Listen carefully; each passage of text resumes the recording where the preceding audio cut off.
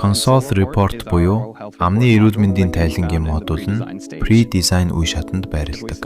Дэлгэцийн дээд хэсэгт байрлах Console Report авчийг дарахад тус модулийн албан ёсны хувилбар эсвэл бета хувилбарыг сонгохыг санал болгоно.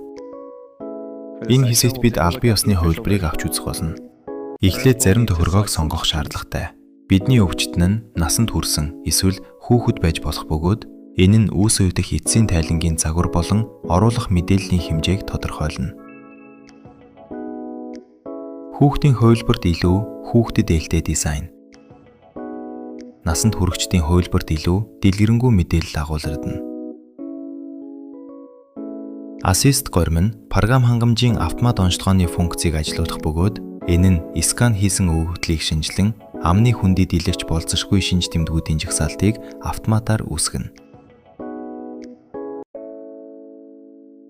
Загварын төрөл нь тайлангийн форматад нөлөөлөх бөгөөд бага мэдээлэлтэй энгийн тохиргоо эсвэл илүү мэдээлэлтэй advanced setting тохиргоог сонгох боломжтой.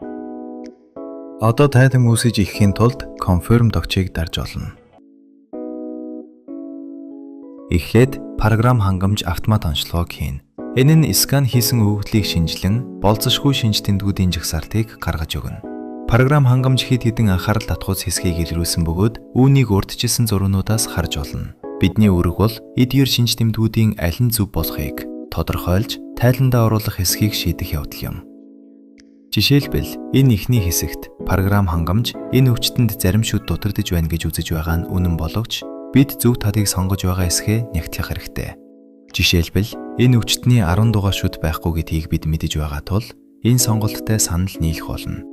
Харин зүүн талын сонголтыг устгах болно. Урдчлан харах цонх бүрийн зүүн дээд буланд болон 6-аас аль шүдний тухай ярьж байгааг харж болно.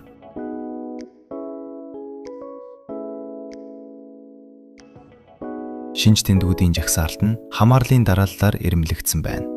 Програм хангамж энэ тохиолдолд шүдний кажиг 1 эсвэл 2 шүд дутагдж байна гэж илрүүлж байна. Бид үүнтэй санал нэгж болно. Эсвэл энд жагсаасан бусад боломжит сонголтуудыг харж болно.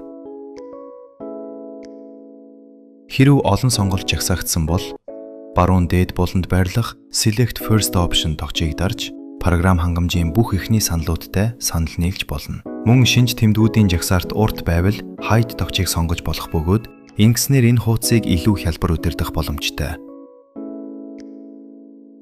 Хэрв бүх шинж тэмдгүүдтэй санал нийлхийг хүсвэл дэлгэцийн баруун дээд буланд байрлах All Select First Option тогчийг дарж олно.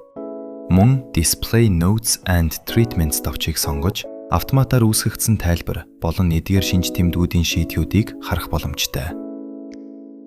Автоматар үүсгэгдсэн тайлбаруудыг энд харж болох бөгөөд тэдгэрийг засварлах боломжтой. Төдийгөө буюу санаж болгосон шийдлийн хувьд мөн адил үйлдэл хийж болно. Нэмэлт тэмдэглэл оруулахыг хүсвэл тэмдэглэл харуулах хэсгийг сонгож шинж тэмдэг бүрт тэмдэглэл нэмж болно.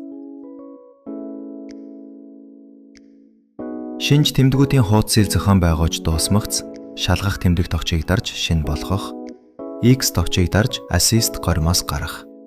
Эсвэл Reset тогчийг дарж бүх сонголтоо дахин тохируулж болно.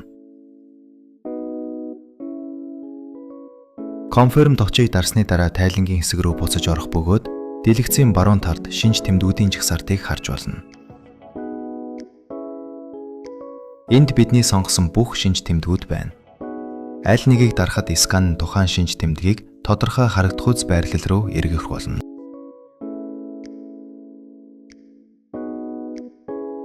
Хэрв бид 3D лейбл тогчийг дарвал шинж тэмдгүүд нь скан дээр шууд харагдах болно.